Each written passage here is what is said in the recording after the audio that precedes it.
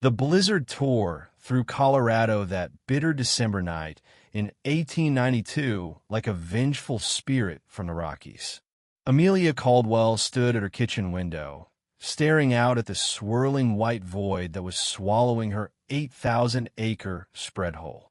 At 43, she was still a striking woman, chestnut hair tied back in a simple braid, figure hugged by a deep blue wool dress, but looks didn't count for much when isolation was your constant companion. Then she spotted him, Ethan Harper, her newest ranch hand, battling the gale toward the farmhouse. 25 years old, untouched by the world's cynicism, every bit the man her late husband had never been. He pounded on the door. She swung it open against the wind. Mrs. Caldwell, the herds bedded down. He gasped, snow caking his coat. Their gazes locked, and something electric sparked. Nothing to do with the storm. Everything to do with a longing that had been building for months. Was this the night it all boiled over? The kind of mistake that could ruin lives, or make them worth living. 6 months back, Ethan had rolled into the Caldwell Ranch on a dusty freight wagon, pockets empty, but ambitions as vast as the plains. Raised in Missouri, his father lost to a mining accident. He'd been hopping outfits since 19, scraping by and stashing every cent for his own land someday. Amelia watched him that first day from the porch swing. Most wranglers were hardened types, all chew tobacco and brawls. This one was cut differently, rode like he owned the saddle, spoke to the Mexican herders with genuine courtesy, not the usual sneer. "Ma'am, word is you're hiring for the fall roundup," he said, hat in hand. She eyed him up close, tall frame filling out his faded shirt, hazel eyes that pierced right through, a clean-shaven face hinting at self-respect rare in drifters. "You know your way around livestock, Mr. Harper?" "Ethan Harper, ma'am. And yes, I can wrangle whatever needs it." A flush hit her then, quick and unwelcome. She backed off. $40 a month, board included. His brow shot up. Top pay was 30. "That's mighty fair, Mrs. Caldwell. Good hands earn it." She signed him on, wondering if she'd just invited trouble or finally caught a break. In days, Ethan had the crew whipped into shape like a well-oiled machine. He tamed broncs that bucked off veterans, tallied books sharper than the town clerk, and each dusk, as he nodded goodnight, heading to the bunkhouse, her pulse quickened in a way it hadn't since girlhood. It stirred memories she'd buried deep. Amelia had wed Robert Caldwell at 20-only merger of her father's grain empire and a cattle king's fortune, him twice her age. 22 years of obligation. Frigid nights, stilted talks over ledgers. When Robert keeled over from a bad heart 4 years ago, she'd grieved the stability, not the man. Love? Passion? Foreign concepts until Ethan Harper showed up like a promise in boots. The hands took note of him, but Amelia saw deeper. His evenings poring over almanacs, the precise way he banked his pay, the fire in his stare when he scanned the horizon. "Aiming for your own outfit one day?" she asked one crisp September eve as he dropped off the tally sheets. "Yes, ma'am. That's the goal. Goals can bite back, Ethan. So can settling for less." She handed him tea. Their fingers brushed. He pulled away like scorched. "I oughta head out, ma'am." Oughta and wanna ain't the same. The air thickened. He rose, all coiled tension. "Mrs. Caldwell, Amelia. Call me Amelia. I know your name, ma'am. And my station." He bolted, but the seed was planted. Whispers started around the fire pits, sidelong looks when she carried water to the fields. She was dancing with dynamite, and the fuse was lit. What unfolds when a widow starved for fire meets the one spark that could torch her world? It ignited on a Wednesday. Coyotes had been stalking the calves for weeks. Ethan rode solo to scatter them. Dawn broke, and he cornered the Pack 5 snarling beasts with glowing eyes and empty guts. His shotgun misfired. He hit the dirt, fangs tearing his arm before the echoes scared them off. They hauled him to the house. The bunkhouse lacked proper bandages. Amelia saw the blood-soaked sleeve and shooed the crew. "I'll handle this." "Ma'am, it's nothing. Quiet and sit." Her pulse raced as she sliced off his shirt. She'd glimpsed bare-chested workers in haying season, but this? Alone with Ethan, his skin golden and fever-warm under her touch. Dangerous territory. This'll sting. She doused the gashes with bourbon, ignoring how his muscles flexed, how he smelled of pine and sweat and raw manhood. "You were reckless out there. Brave, but reckless. Couldn't lose the stock." Their eyes met. His breath hitched. "Mrs. Caldwell." "Amelia." She wrapped the wounds, face inches from his. "Say it. Just once." "I can't." "Say it."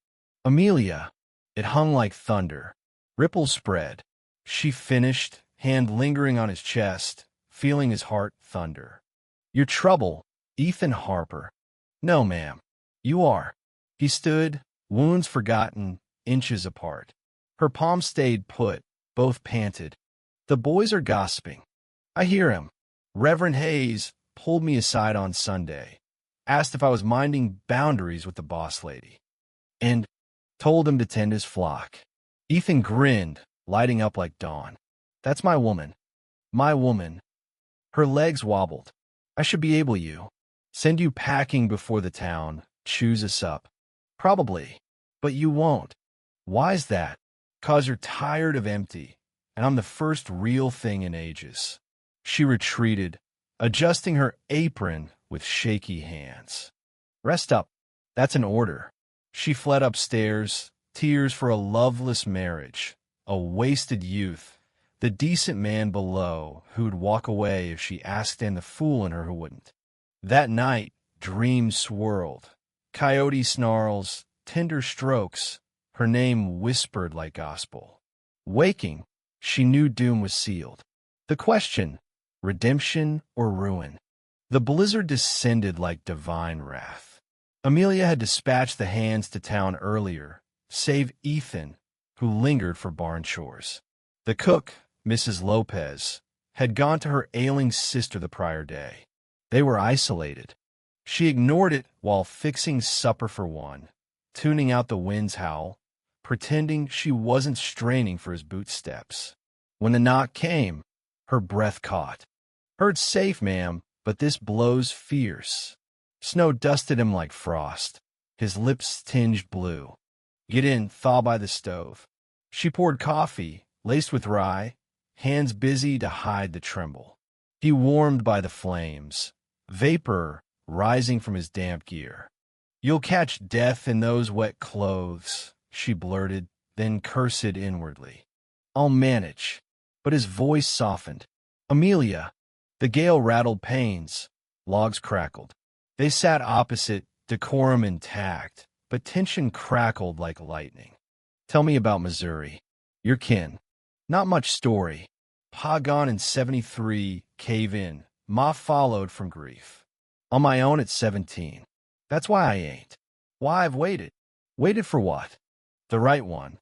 Silence fell, storm raging outside. "Amelia, I know what you'll say. I'm too seasoned, you're green. I'm the widow boss, tongues will wag." She rose to the window, reflection mocking Hera, woman vibrant, yearning. What she didn't fight it. He approached from behind, heat radiating. "If you don't push back, then I'd call you the gutsiest man alive. Or the dumbest." She pivoted, they were nose to nose. His hand cradled her face. "We shouldn't. We can choose, Amelia. For once, choose you." His lips met hers gentle, then urgent as she yielded. Decades of frost melted in seconds. Her fingers fumbled his buttons. He gasped. "Amelia, you sure?" She guided him upstairs instead. Bedroom aglow in hearth light. She hesitated, vulnerable. "I've never. Not from desire. We'll take it easy." His touch was revered as he undid her dress, tracing her form with awe. When undergarments dropped, he murmured, "Lord, Amelia, you're flawless. At 43, ancient, timeless. Her turn, unveiling him, young and vital, hers tonight. They tumbled to the quilts, exploring, discovering. She arched, sensations exploding, please, Ethan, please. He hovered, eyes ablaze in crash. The front door burst open. Boots stomped snow inside. Mrs. Caldwell. You in? Ethan swore, rolling off. Dress fast. Heart hammering, she yanked on her robes. Voices neared. Up here. Moment. Ethan whispered, backstairs. No, stay. We'll bluff. But magic shattered.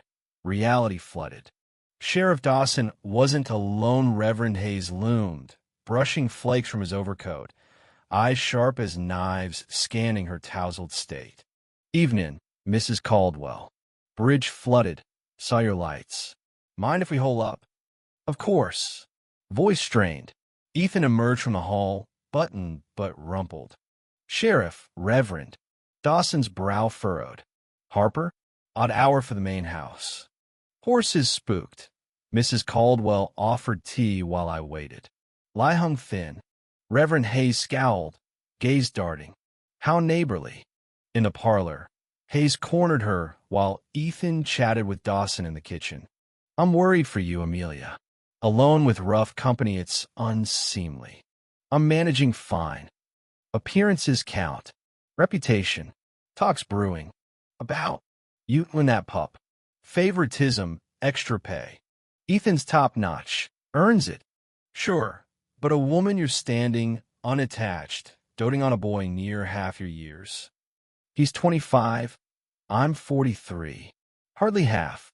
Close enough for scandal. Hayes leaned in. Miller from the bank inquired about courting. Solid man, fitting. Miller, 60, paunchy, eyes dull as dishwater, breath like stale cigars. Robert reincarnate, worse. Not interested. Think of your soul. This path leads to ruin. What path? Running my ranch. Don't feign innocence. I see the hunger his yours. One slip and poof, standing land all gone. Worth one filthy night. If he knew how near. You've spoken your piece. Have I? Scandal wrecks lives his too. He could get tarred and feathered if folks deem him improper. Threat clear.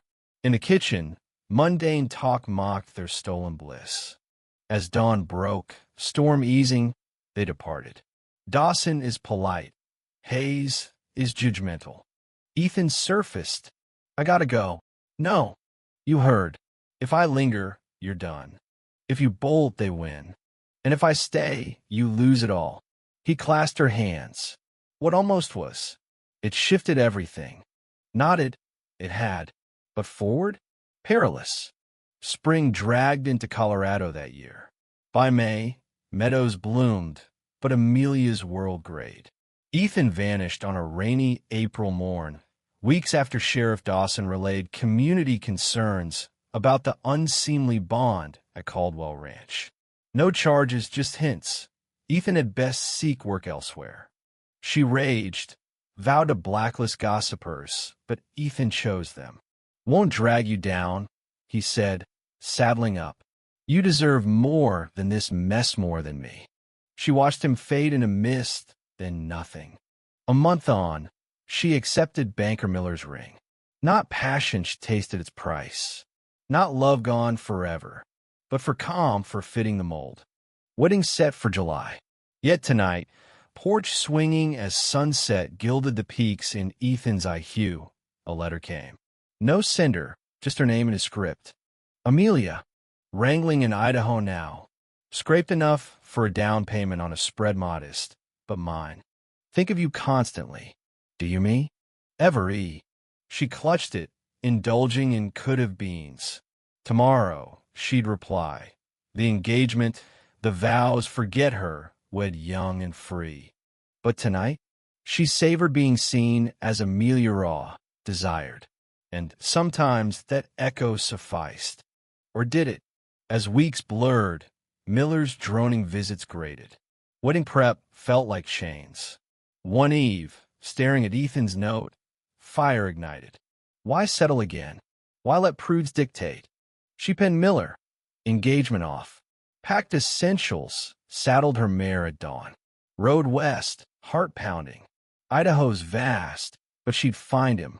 Months later, on Ethan's fledgling ranch, she arrived dust-caked. He froze mid-shore.